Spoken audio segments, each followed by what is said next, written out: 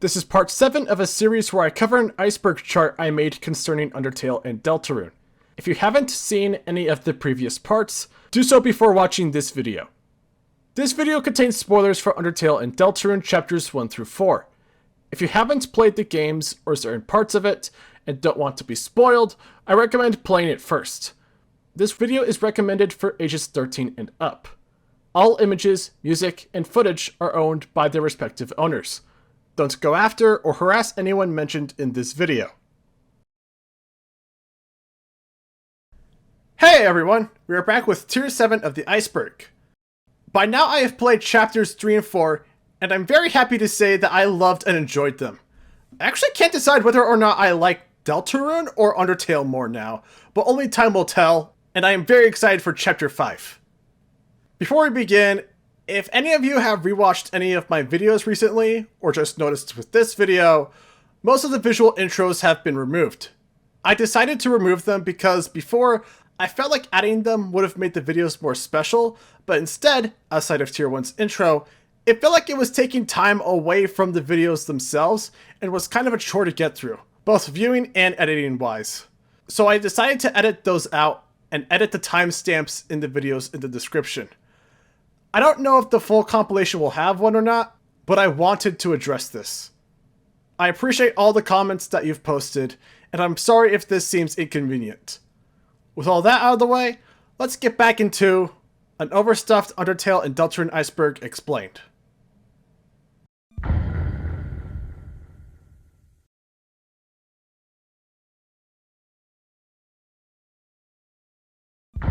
Tier 7, Decor or the Cameo. You've been so deep into Undertale and DeltaRune lore and knowledge that you've forgotten to explore the outside world and to explore other things outside of things Toby Fox has made. But then you start seeing Sans in comics, you start hearing his main theme in the background of random videos on the internet, you see a cosplayer in the news, you even hear Megalovania being played in front of the Pope.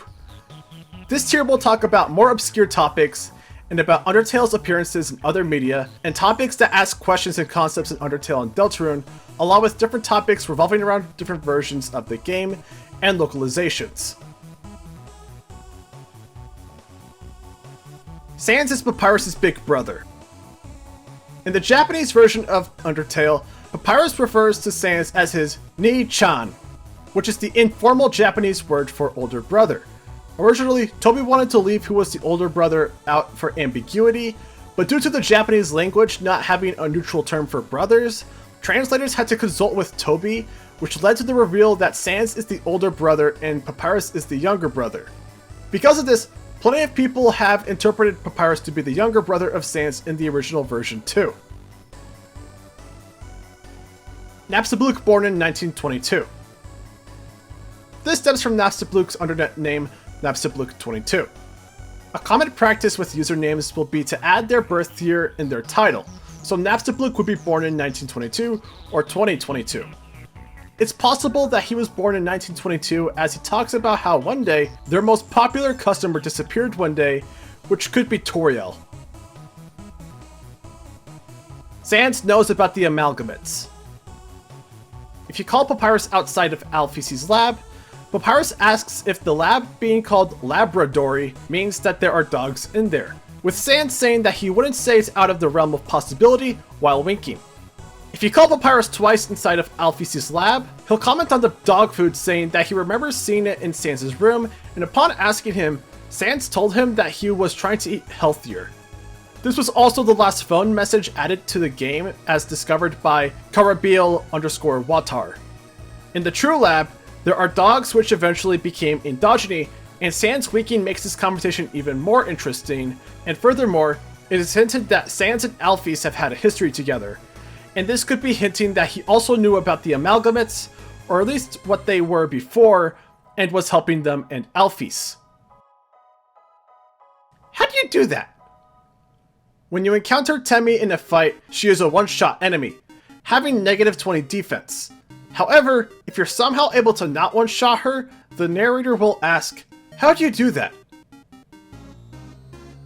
Toriel's kitchen represents the main Undertale areas.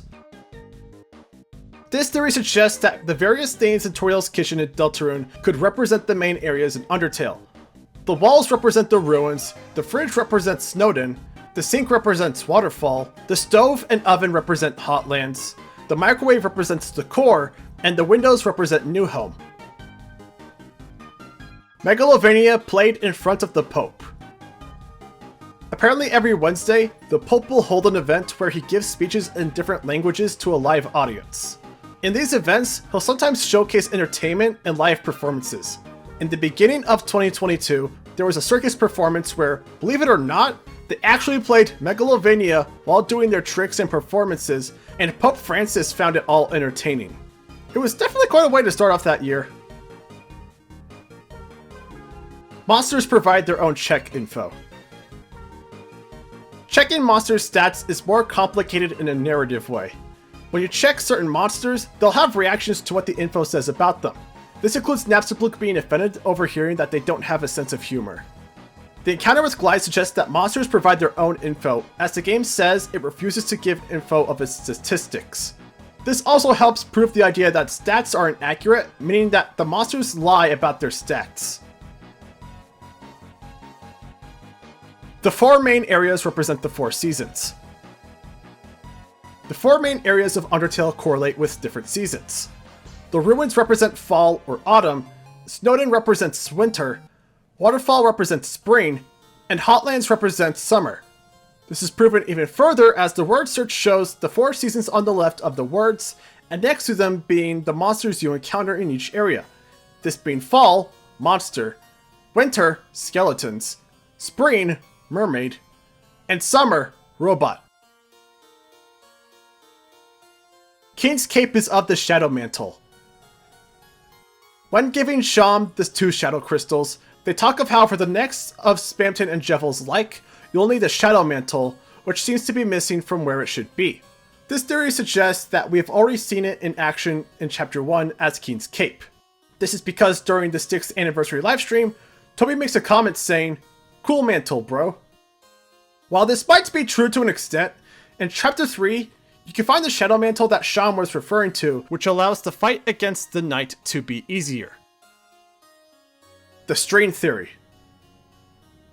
Reddit user Shishon proposed the idea that the strains that Spamton refers to are the game's strains or lines of code. Damage is rather consistent. When you check the information for the burnt pan, it will say, damage is rather consistent. Consumable items heal 4 more HP.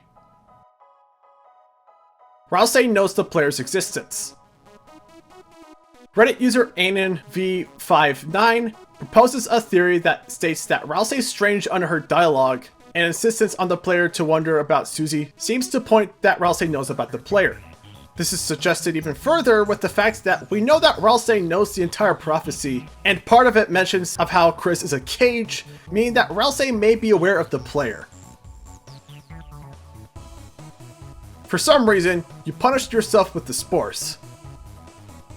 If you interact with the spores in Chapter 1, the game will mention how you're punishing yourself, which asks the question, what is Kris punishing themselves for? One possibility is that maybe Kris is punishing themselves for working with the Knight. Castle scene in Waterfall is different than New Home. The castle that can be seen in Waterfall is speculated to be different from the one in New Home. For one, New Home doesn't look anything like the castle in Waterfall.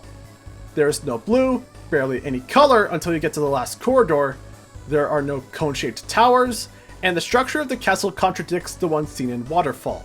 Not to mention, New Home seems like it should be much farther from Waterfall. With that said, if you call Papyrus while in the room, he'll confirm that it is Asgore's castle. You're the annoying now, dog. This was the name of the song Dig, Dig to the Center of the Earth before DeltaRune Chapter 3 was released. Before its release, you could hear it in deltarune.com/Lancer, where you can only click on Lancer. In doing so plays the song, and having the sprites being all over the screen, spinning around, and the text, "Ho ho ho, you just got Lancered!" This is a reference to YTMDP, and how upon clicking something you get a repeat audio with a large text, and a repeating image all over the place. Sonic's UnderTale references. In a panel from one of the Sonic comics, there's a panel where if you look closely at a shelf, there appears to be a figure of Mettaton X. And in the encyclopedia, there is text that says, 7 Chaos Emeralds, and Dr. Robotnik will become a god. Flowey mimics Sham's eye. One of the faces Flowey makes during his speech to you before the Omega Flowey boss fight shows 3 moving circles going around his face, when referring to everyone. Sham's button eye is very much Flowey's circle face, but orange. The ruins are a cemetery for dead monsters. The theory stems from the fact that when you first meet Toriel, she says, "I will guide you through the catacombs." A catacomb is an underground cemetery. It's also worth noting that Kara may be buried under the flower bed from the beginning, and Toriel says that the ruins are dusty, with dust being monster remains. So this could mean that the ruins are graveyards for the monsters, and Toriel is the groundskeeper. Toriel faking her death. If you perform a genocide run during hard mode and kill Toriel, the annoying dog will interrupt you like normal, and Toriel will go to make another pie. Obviously, this is meant to be a joke, but it's still kinda weird when you consider the fact that she should be turned to dust now. Undyne found it at the bay. When checking the pirate flag in Papyrus' room, Papyrus will say, "Isn't that flag Nito?" Undyne found it at the bay. A bay is a coastal inlet of water, partially surrounded by land. This kind of alludes to the idea that there's an unknown beach-like area in the underground, maybe even in Waterfall, that we haven't encountered. This could also be a reference to a pirating website called The Pirate Bay. Kris based on Kris knife. As it turns out, a Kris is actually a type of knife. The knife is typically a Japanese and Indonesian double-sided knife, which has a unique wavy blade. And the symbolism of the blade shares a lot in common with traits of Kris, specifically heroism and spirituality. This could mean that Kris is based on an actual knife in real life, or them both being named Kris could be just a big coincidence. References in Henry Stickmin. The Henry Stickmin collection is a Newgrounds point-and-click adventure and choose-your-own-path classic that is well known for including a lot of memes and pop culture references. UnderTale is among these references. When you break into a train in Little Nest Egg, Henry encounters the train conductor, at which point we enter a battle that looks like UnderTale's encounters, in a song that sounds familiar to Metal Crusher called "Tickets Please, Place." If the conductor kills you with bullets, the mission failed screen will say, "Seeing the conductor riddle you with bullets, it fills you with determination." Another reference is in Jewel Baron. In the scene where Henry breaks the teleporter, it teleports him to a variety of random locations, including a black room with a large head of Sans and the words "Bad Time" scribbled on the top left. The Dark, The Return, The Death. The window title for the demo for DeltaRune Chapter 1 changes depending on where you are in the game progress-wise. In the vessel creation intro, it will say Contact. The beginning, when you're in the light world, the dark, when you're in the dark world, the death, when you're on the game over screen, the return, when you return to the light world, and DeltaRune, when the chapter is over. It's worth noting that some of these titles are all caps and others aren't. The G in the raw number song refers to Spamton. Reddit user Marco Gollum posted a theory in r/DeltaRune with the idea that perhaps the one who calls us in the raw number song section of the game is Spamton. The theory goes that Spamton doesn't know the number of Gaster, and thus calling all sorts of numbers in hopes of finding him. It also helps that in DeltaRune, the raw number song is a thing. New Home, Core, Alphys' Lab, and True Lab are on top of each other. Based on the fact that beneath Alphys' Lab is the True Lab, and that it's on the first floor on Hotland, while the core is on the third floor, it leads to speculation as to whether or not the core is above Alphys' Lab or not, especially since an elevator in True Lab leads to the same elevator location in New Home as the one seen in the core. Core Patience Path. There is a laser gate in the core that can be deactivated with either the Sage's Path or the Warrior's Path. However, if you stand still in front of the laser will shut down. Empty space on right of True Pacifist start screen. There's an empty space on the right of the Pacifist start screen between Asgore and Monster Kid, which asks the question as to why there's a space there, and if it's supposed to be a missing person, who is this missing person? Muse_Smile Spectrogram. If Muse_Smile was put into a spectrogram, a weird symmetrical pattern appears, which almost looks like Gaster riding some kind of horse through an archway. It's unknown whether or not this was intentional, although knowing Toby and UnderTale and DeltaRune at this point, it probably is. True Lab Walls Laughing. In the art book, Toby showcases some artwork of the True Lab walls shifting into faces laughing. He got this for being too scary and cheesy. Evil Toriel. In the UnderTale art book, there's an image of the face of Sprite_Toriel_suicide, but it looks more evil.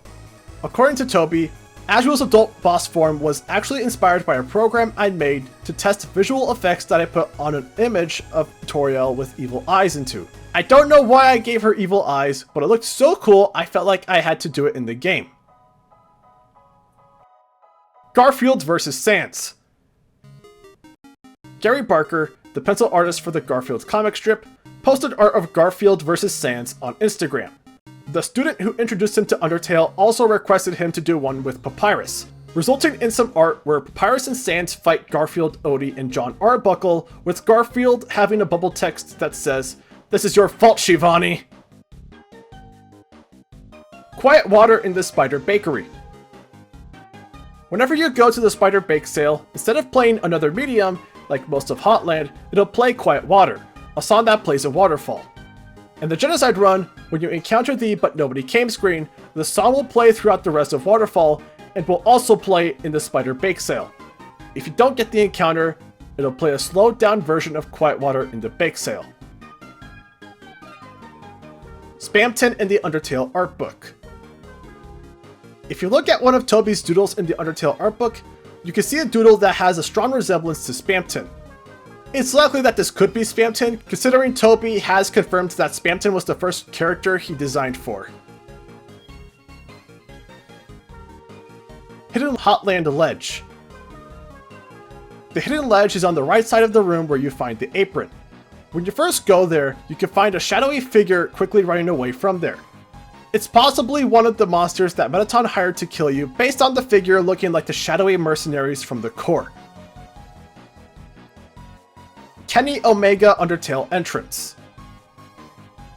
Kenny Omega is a professional wrestler who performs in All Elite Wrestling.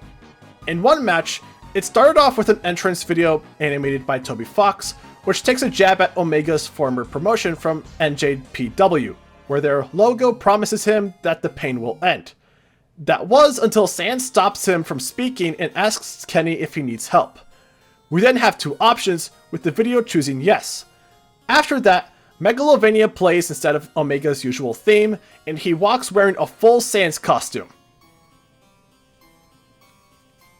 Waterfall statue is of a Titan. Tumblr user Pespilio suggests that the Waterfall statue that plays the music box may have a connection to the Titans in DeltaRune. EN.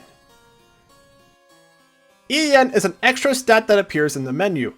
Toby has said that it stands for English, though it could also stand for Energy, which is an unused stat in the demo. Hey, let me speakst. When you check rules card in your items, he'll say, "Thou gazest upon a man most handsometh! This darest genius adoreth beyond all! Hey, let me speakst!"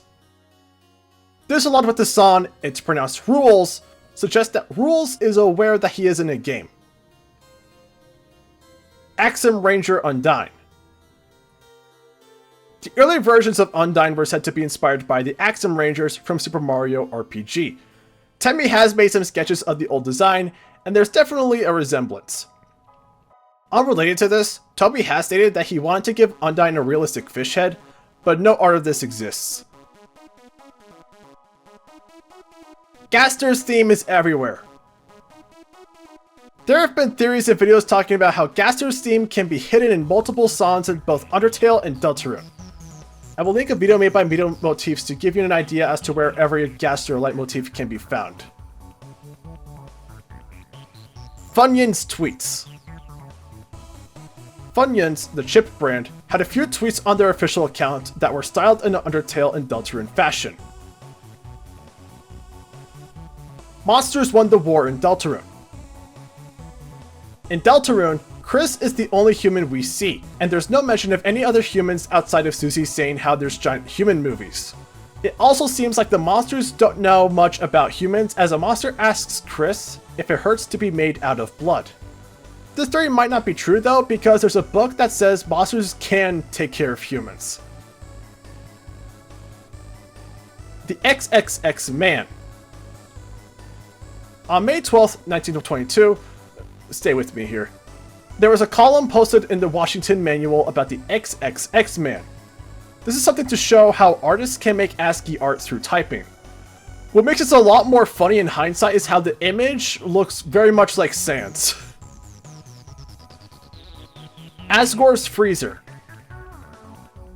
Asgore has a freezer that stands in between the other freezers and is covered in flowers. It's unknown why it's covered with flowers, or what's inside, but there's a mention where Noelle looked into it and was lost in thought.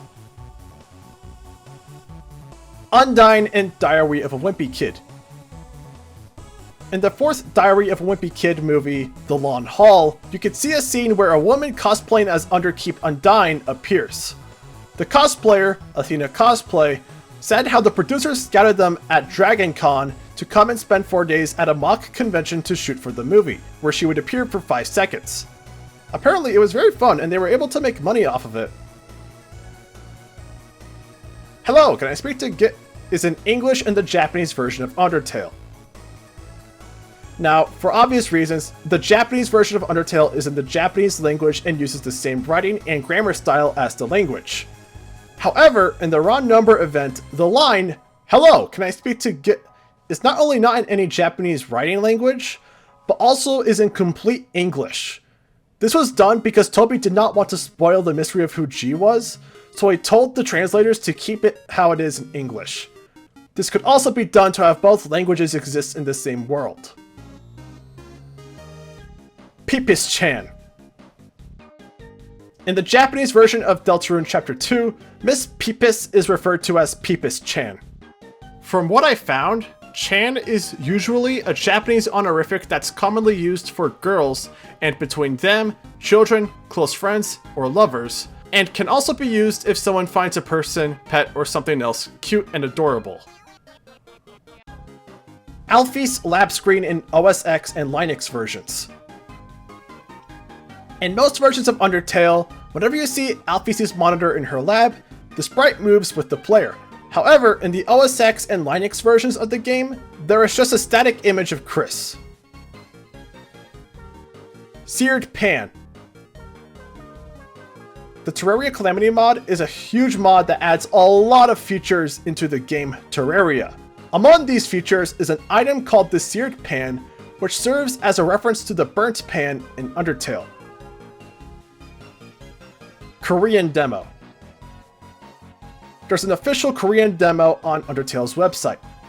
This version was based on an earlier version of the Undertale demo, as it has earlier features like Grandpa Semi. Threat. In the DeltaRune Chapter 1 pre-completion save selection screen, there's a variable called Threat that starts at 0. Every time you get a "then it will be destroyed" prompt in save deletion, it goes up by 1. Choosing Do Not will also help it to increase. When it reaches 1, a line, "very interesting," will appear and the variable is set back to 0. Unused Frogget in FNAF 2. In Five Nights at Freddy's 2, there's an unused file that shows an unused sprite with the name Mike. People have tried to recreate the full sprite, and what's really strange is that the sprite seems to resemble the skull of a frogget with ink pouring from its socket. and people made connections between the two. Papyrus doesn't eat his spaghetti. In the Undertale Q&A, Papyrus was asked what his favorite food was. Undyne assumes it's spaghetti, to which he admits that he doesn't actually eat it, just cooks it. When she asks him why he keeps making it then, he responds that it's because everyone else loves it. Cameo on SCP-3922.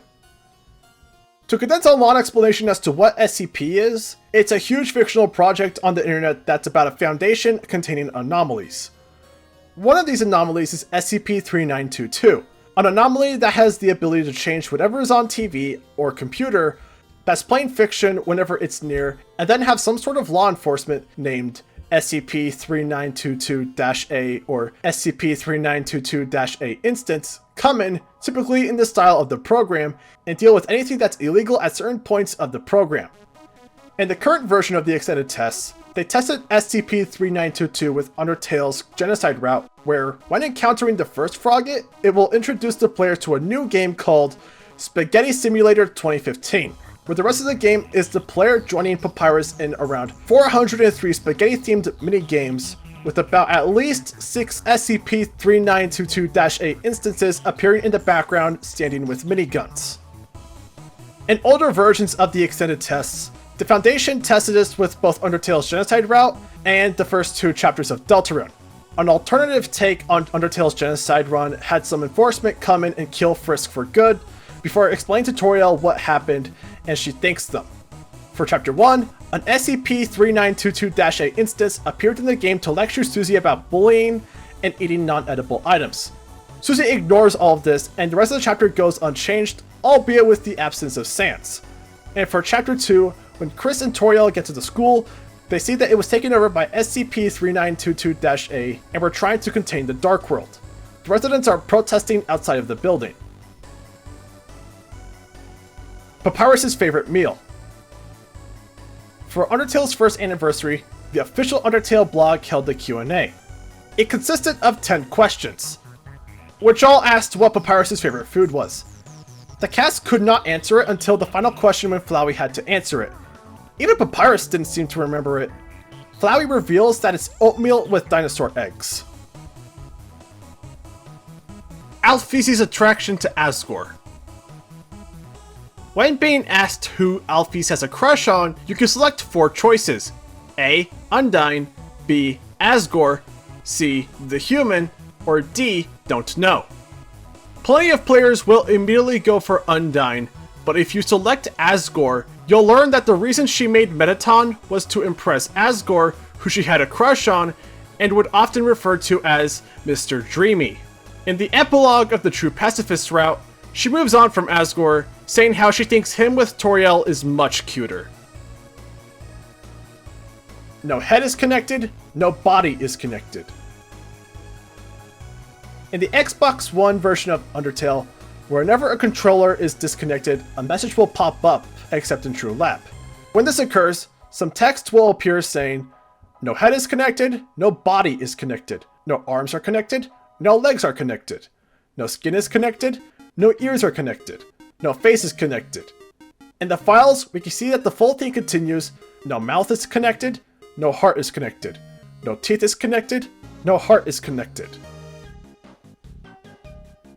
Not moving during Greater Dog's barking attack. If you don't move during Greater Dog's barking attack, bullets won't be created to attack you. Mettaton's claw hands. When looking at older designs and art, Mettaton appears to have claw hands, which was scrapped quickly. Bloxer's parallel the vessel. The Bloxer's way of being spared is by scrambling and rearranging body parts and putting it in the right order. The same thing can happen in the vessel making sequence in the beginning of Chapter 1, where you have to choose the 3 body parts. Escurito Hermanos. Guacamelee 2 is a Metroidvania video game made by Drinkbox Studios. In the game, there's an Undertale reference on one of the posters where we see luchador versions of Sans and Papyrus in a ring with the text Escurito Hermanos, which is Spanish for Skeleton Brothers, above them. Snowball Tax. When you call Papyrus in the Snowball Gulf area, Papyrus will be asked where the money comes from, to which Papyrus says it comes from the Snowball Tax. If you ask him what that is, he'll comment how the surface must be paradise. Rules card is Gaster. If you were to compare Rules and Gaster side by side, you can find some similarities between the two. Other than that, I can't say a whole lot as to why those two should be the same. Chapter 2 Foreshadowing in 6th Anniversary Livestream. In part 1 of the livestream, you can briefly hear Toby saying, "Agreed to all," likely referring to how you must always say proceed when going through the weird route. It was as if it was never there at all. If you go into the save file menu before finishing DeltaRune's main story, the menu design will be more simple, and the voice will be the same as the vessel maker. The most notable thing is the dialogue after getting rid of a save file. The voice will say, "It was as if it was never there at all." This would be similar to Gaster, as one day you're there, and the next you disappear as if you were never there to begin with. Hot Fine to Cute. You can type in the Metaton essay, Hot Fine to Cute, which is the word that combines hot, fine, enticing, and cute. This is the compliment that grants the most points. Leaf Puzzle Secret. If you fail the leaf puzzle in UnderTale 10 times, attempting to fail again will cause the cracked floors to deactivate. Sans in Fortnite. Some years ago, a few Fortnite YouTubers claimed that there was a survey that Epic Games posted to see what people would like to see come into Fortnite as a collab. Sans was supposedly listed among these characters that people wanted to see. As of now, at least last I checked anyways, it hasn't happened, but who knows, maybe in the future Toby and Epic will agree to make a collab. Messy Gaster Blaster animations. This isn't referring to fan animations, instead what it's referring to is the actual in-game animations of the Gaster Blasters. The animations for the Gaster Blasters are not consistent, either with size or position. Doomed to Death of Karma. If you take 30 to 40 KR damage in Stance's fight, the text will say, "Doomed to Death of Karma." It's pretty hard to trigger without dying. Restaurant. When you fail at the sliding puzzle in Hotland, it has a very small chance of saying restaurant instead of restart. Playboy Cardi Pit Stop Sample. In a 2019 song of Playboy Cardi's Pit Stop, one of UnderTale's songs, Uwaso Holiday, plays as part of the music. The sample he used came from a song released 3 years earlier, made by Milan, called Underwater, which also samples Uwaso Holiday. Santa's existence in the underground. Santa's existence in the underground is interesting to say the least. He's a human-created character for the holidays, but the monsters not only know of him, but have also implemented him into their culture. It is possible that they could have heard of him thanks to the garbage thrown into the underground. Those pathetic people that want to see it, but are too weak to do it themselves. In the Genocide run, Flowey says, "At least we're better than those sickos that stand around and watch it happen. Those pathetic people that want to see it, but are too big to do it themselves. I bet someone like that's watching right now, aren't they?" This could be referring to Alphys, who wants to hurt us for killing everyone she cares for, but can only watch and hide, or Asgore, who wants to break the barrier but doesn't want to do what's needed for it, or perhaps it's calling out people who watch the Genocide run and then acts like they're better because they've only played Pacifist. Green Bathhouse. Reddit user Orbital Dot posted an r/UnderTale about a dream they had where there was a green bathhouse in Waterfall before Undyne's fight, and included some art of this dream. Sink Theory. In DeltaRune's hospital, there are 2 short sinks, which the narrator comments, "Perhaps there was originally one tall sink that was cut in half to create both of them." People believe that this could be an analogy. One says how Frisk and Kara combined equal Kris. Another theory is how Sans and Papyrus combined makes Gaster. Asgore's name is yellow, which is why he destroyed the mercy button. A popular theory in the Undertale community is that the real reason why Asgore destroyed the mercy button is because he doesn't want to fight, and the name would be yellow, and so sparing him would possibly end said battle. The egg from Papyrus' date is the same one in DeltaRune. There's an egg that appears on Papyrus' date. As the name suggests, the theory proposes that this could be one of the eggs seen in DeltaRune. ABC News. During an episode of ABC News talking about the COVID-19 pandemic slowing down in China, there was a bit where they played the song Sans.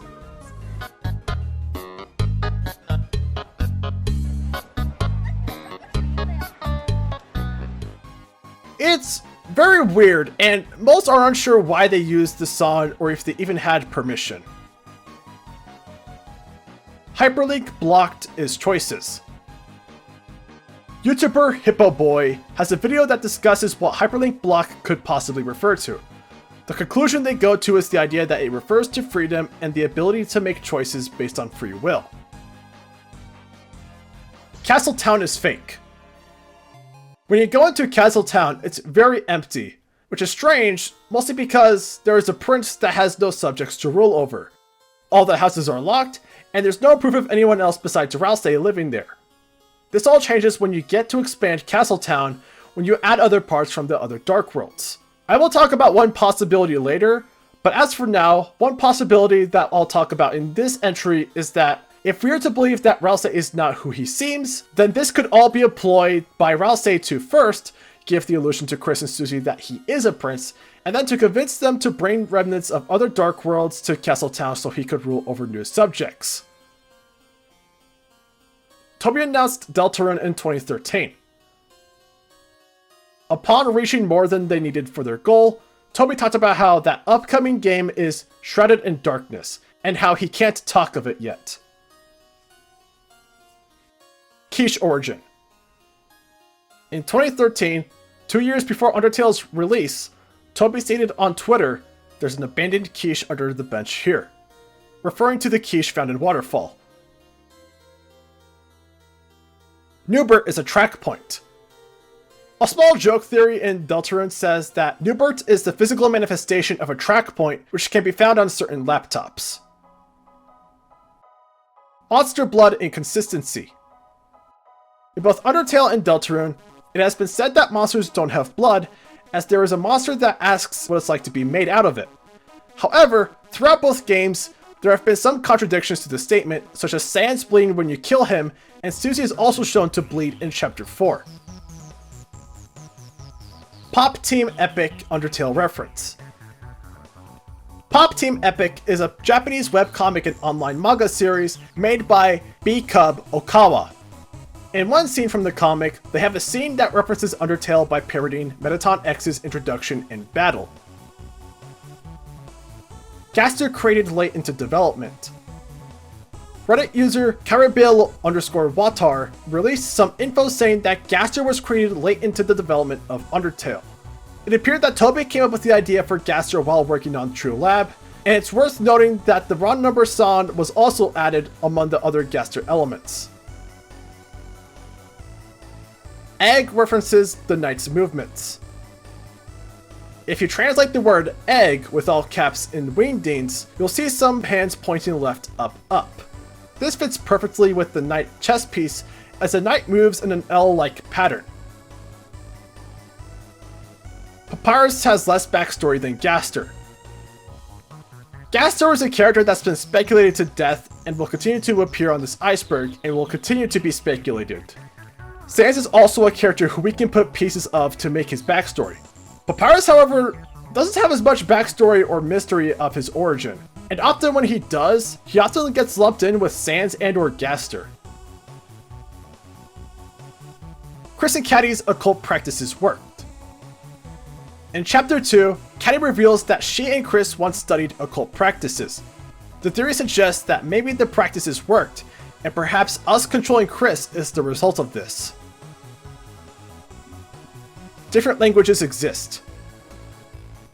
In the Japanese localization, we have instances of the English language existing side by side with the Japanese language, which tells us that real-world languages do exist in these worlds, coming from certain things like signs and text revolving around Metaton being untranslated. Because in the localization notes, Toby states that Metaton loves English, and the "can I speak to Git" line being untranslated. Core meltdown and consistency. The core is often stable through ice cubes. Ice Wolf is often seen as Snowden throwing the cubes in Snowden to the core as the ice will melt and help cool it off. However, this doesn't make sense in Genocide because the wolf disappears, so ice hasn't been going into the core, and the core never goes into a meltdown as a result. Maybe the meltdown is slow, but still strange. Just Shapes and Beats Spider Dance. Just Shapes and Beats is an action rhythm game made by Berserk Studio. In one level, they had a remix of Spider Dance, with the level being similar to Muffet's Fight. UnderTale is a game made by Asriel and DeltaRune. Reddit user Universal Doki suggested the idea that within DeltaRune, Asriel made a game where he was the final boss and implemented a lot of people he knew from real life into the game. Kara buried under the tree. An alternative theory for where Kara was buried is the tree in front of the ruins. According to the narrator, every time leaves grow on the tree, they immediately fall off. Considering that most of UnderTale has symbolism, it's strange that there's not much unless we were to interpret that Kara is buried underneath it. Considering that Kara wasn't the best person, it makes sense for a tree that dies over and over again would represent this because of their hate for humanity. All camera locations. When you meet Alphys, it's revealed that she's been observing you since you left the ruins. This gives the idea that throughout most of the underground, you can find the hidden cameras. And if you look in certain areas, you will find the cameras.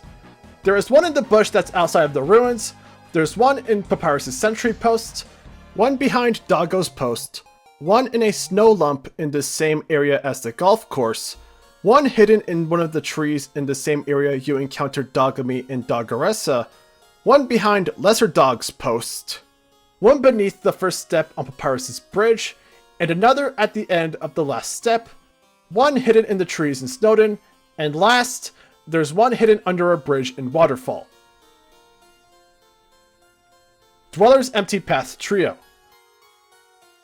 In Dweller's Empty Path, a comic made by Tammy Chain, you can encounter 3 characters in an empty forest, all of which look similar to the fun game Kris, Susie, and Ralsei. They tell the player that they're having a hard time trying to find a fountain. Their names in the files are Kris, different spelling of Kris's name, Zusi, an anagram of a different way to spell Susie's name, and Larius, which is another Ralsei anagram.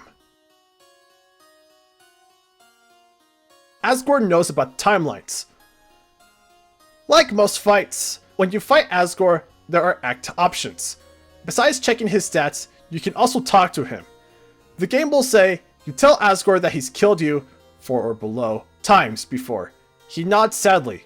And if you die 5 to 9 times, it instead says, he nods grievously.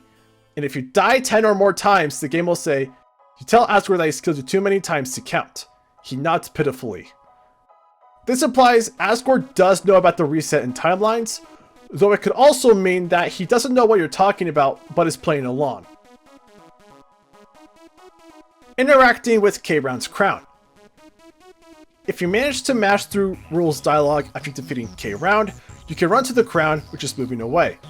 Interacting with it shows the text, "There she blows," and "It's going off to live a better life now." It's possible that the first line was foreshadowing Rule's mini-boss fight in Chapter 2. What happened to Grilby? In DeltaRune, Grilby's has become a grocery store named Sans, which is run by the same character. This begs the question, what happened to Grilby or Grilby's? Sans isn't the weakest enemy. In terms of stats, Sans is not the weakest enemy. That would be Ice, a version of Ice Cap that appears when you steal his hat. Sans' stat is Attack 1 and Defense 1. Meanwhile, Sans' stat is attack 1 and defense 0. Rachel. Rachel, I'm not sure if I'm pronouncing that right, is the name of the dancing talking mushroom in Temmie Village. Burley enters Fallen Down in Snowgrave. After sealing the sniper world in the Snowgrave route, Burley will not wake up with the others. In fact, he never does for the rest of the game that's out right now, due to what happens to him. It's not confirmed what happened, but one theory suggests that he may be fallen down, a state a monster goes into whenever they're close to death. In Chapter 1, we see that in the weird route, while Burley is still in a coma-like state, he seems fine and can even be relaxed if you were to change his hot water bottle. Still, only time's going to tell if this is true. Muffet Saw Gaster. Muffet mentions during her fight that the monster who hired her had a wonderful smile and changing form. This theory proposes the idea that Gaster hired Muffet. Destroying the fountain was the wrong decision. It's debated whether sealing away dark fountains is a good idea or not. One idea is that by sealing the fountains, we doom the Darkners and their homes unless we are able to recruit them and take them to the main Dark World. Going back to Castletown is fake, this is the alternative that I was talking about, where Castletown is empty because the town needs room for Darkners when they're recruited and need a place to live after their fountains are sealed. Photoshop Flowey faked destroying our save file. After Flowey corrupts our save file, he claims to have destroyed it and that it's gone forever. However, after we defeat him, it's restored to normal, so it's possible that he's just bluffing to intimidate us. Gift Trot, Gaster Blaster, Determination Extractor, Photoshop Flowey, and Hypergoner connections. If you look closely at all 5 of these designs, there's a recurring shape in all of these images, whether that be for Gift Trot, the Gaster Blaster, and Photoshop Flowey's mouths, or at the end of the Determination Extractor and Hypergoner. Why this is a thing is unknown and is up for speculation. It could be sheer coincidence, the artist being lazy, or a potential theme going on here. Fighting Flowey for 4 days makes him stop attacking. Each of Omega Flowey's phases have set intervals to determine how long the fight will go on for. After the interval passes, the fight will not continue. For the final phase, it is set to 4 days. If you somehow fight him for this long, the fight button will no longer appear, and this fight will cause both you and him to be in an eternal stalemate. Green Soul cooking fire. During the part of the Photoshop Flowey boss fight where we are up against the Green Soul, we see that they are cooking something, which ends up spewing fire. The question this raises is, why is fire being spewed and why is fire being cooked? Obviously it's for the fight, but still logically speaking, why would fire be there in the first place? Double speed. In the room where you can see the castle from Waterfall, if you hold the up or down arrows, you'll be able to run at double speeds. Bandage always grants skipping in battles. If you keep the bandage equipped while playing UnderTale, you'll always be able to fleet an encounter, instead of just having a chance to. Drinking Spider Cider during Muffet fight. If you save the Spider Cider for Muffet's boss fight and use it, Muffet will comment on how you stole it until she gets the note from the spider that you bought it and didn't harm any spiders, ending the boss fight early. Since Chapter 1. When continuing to play Chapter 2 with a Chapter 1 save, there will be text on the opposite side of Kris's name saying, "Since Chapter 1." Inaccessible balcony. To the right of Sans and Papyrus' house, we can see a balcony which we should go into, but we never do. Red Soul and Susie fight. In the section where you control Susie in Chapter 1, the red soul that you play as throughout the game appears instead of a normal monster soul. Even more interesting is that it's not a glitch, as it comes from the top right. Toby also confirmed in the 6th anniversary livestream that this wasn't a bug, and that it was in fact from Kris. We see that this type of thing happens again in Chapter 4 whenever you play her. This gives the idea that not only is the soul the player, but it also appears to help the main characters. Spamton on BBC News. On BBC News' Week in Pictures, October 23rd to the 29th of 2021, there's a photo of a man who is dressed like Spamton. According to the article, the photo was taken from Pop Culture Exhibition MCM Comic-Con in London's Excel Centre. Snowden Fog Hidden Gaster Blaster. The fog before fighting Papyrus might have had a secret in its details. It can resemble a skull or front face Gaster Blaster. Considering this was before Papyrus appeared, this may have been intentional. Preparations are complete and what an interesting behavior. The Goner Maker makes some comments, all of which are all caps, commenting on the saved files in DeltaRune. The first line occurs when all files are overwritten to be identical. The second line occurs whenever you overwrite a file after all files are identical. One of the blue beads is broken and torn off. One of the objects that you can interact with in the hospital is a toy with beads on a track. In the normal route, the game says that the beads of the toy march on. However, if you're on the weird route, it will mention how one of the blue beads is broken and torn off from the toy. This could be symbolism to the fate of Burley in the weird route. Everyman bullet attack in Jevel's fight. When Jevel uses his bird carousel attack, you can see a bird with Everyman's head on it. There is a 1 in 50/2% chance of this to occur. Recolored mold smalls. According to the check information, the color of the mold smalls in Waterfall are different from the mold smalls in the ruins. Yellow choices. There's a strange detail in Undertale and DeltaRune regarding yellow and white choices. In Undertale, whenever you select an option, it remains white except whenever you encounter Kara, where the choice is to erase the world or not glow yellow when you select each option. In DeltaRune, your choices are white before entering the Dark World, but when you enter the Dark World, the choices glow yellow upon being selected on. And the same happens when interacting with Sans. Inverted DeltaRune on Toriel's door. The DeltaRune on Toriel's house in DeltaRune has the wings upside down and the triangle's position inverted. You can also find it in the last corridor's entry points in Undertale. Door behind Waterfall Sentry Station. There's an inaccessible door that's behind Sans' station in Waterfall. This has many people wondering what could be on the other side. No music in Papyrus' room. This is an interesting detail in Papyrus' room where no music is played. What's even stranger is that this happens whenever there is a serious moment and to build up atmosphere. One interesting take is that there's no music because this was meant to be like hanging out with the weird or awkward kid. Lancer and Susie's blueprints and the workshop's blueprints are the same. When the two were creating the thrash machine, Susie and Lancer temporarily hung some blueprints which looked similar to the blueprints in Sans' workshop. Along with this, there's also the fact of how the Don't Forget paper is in the workshop, alongside a machine that these blueprints are supposedly for. Inconsistent soul sprites. In both Undertale and DeltaRune, the sizes of the souls are inconsistent. In DeltaRune, the soul is 6 inches, whenever Kris holds it in Chapter 1, but in Chapter 2, it's 8 inches. Meanwhile in Undertale, when transitioning into battle, the player's soul is 11 inches, while the souls in their containers are 1 foot. Ghosts are genderless. Throughout both Undertale and DeltaRune, Napstablook's gender is never specified.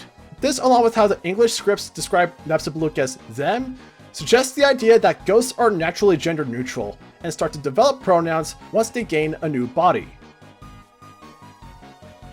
Gaster appears in True Lab. In True Lab, if you go into the area where you encounter Snowdrake's mother and don't activate the fans, and manage to interact with the second fridge, the text says how there's something in the shape of a man there. This figure could be interpreted to be Gaster, but it's more than likely one of the Amalgamates. Ice-E is a knockoff mascot. In Legends of Localization, we see from one of Toby's notes saying, Ice-E intentionally has an apostrophe in kids. He's one of those insufferable knockoff mascots who inevitably has the most pedestrian grammatical error somewhere in there. This confirms that Icy in Undertale and possibly DeltaRune is a knockoff of another mascot, possibly similar to Chuck E. Cheese. Kara and Frisk tripped. In the prologue sequence, we see that when Kara went into the cave that led into the underground, we see them trip and fall into it, leading to them being trapped in the underground. This is further confirmed in Legends of Localization, where it has stated that Kara and Frisk tripped into the underground, with Frisk even waking up. Pellets are capsules. In the Legends of Localization, it talks about how friendliness pellets were incidentally localized as friendliness capsules after many discussions. It's possible that this was meant to be literal since, as described in the book, many localizations shouldn't be taken literal, but the fact that they went with capsules is still interesting. Genderless characters. In both Undertale and DeltaRune, there are many characters besides Kris, Frisk, and Kara whose gender is never revealed.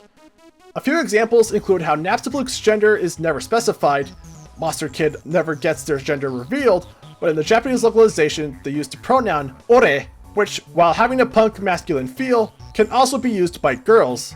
Onion-san doesn't have a true gender, and in the Japanese translation they repeatedly use their name and watashi. All these gender-neutral characters were likely done to be so as to leave ambiguity. USDA could be Underground Salad Demon Association. When localizing Undertale into Japanese, they had to change Vegetoid's description of the USDA due to many Japanese fans not being aware of who they are. When asked if this was referencing an in-universe United States, Toby Fox stated, USDA could be Underground Salad Demon Association. This was likely done to leave Mount Eba and the Underground's location ambiguous. Gerson knew about Dark Worlds. In DeltaRune, when interacting with the Gerson Boom Memorial Bench, it has a quote from him which says, "Throughout my career, some of my best ideas came from dreams. Take a rest here. If anyone asks, you're writing." In DeltaRune, dreams are very synonymous with the Dark World, with Susie, Noelle, and Birdley questioning if the Dark World was a dream when awakening, and the Dark World having a very dreamlike and whimsical feeling. This has led to theories and speculation that Gerson knew of and has been in Dark Worlds.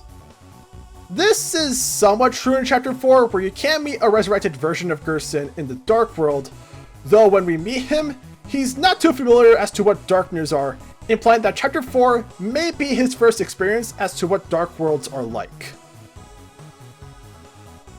But it refused, translated in Japanese. While the term "but it refused" has a double meaning of both being literal of how Frisk is so determined and upon on refused, this double meaning couldn't be done in Japanese, so instead, the text is replaced with Japanese text that means, "No, I won't be broken." This is interesting as this is most likely Frisk talking, and this is the first time we've ever heard them speak in first person.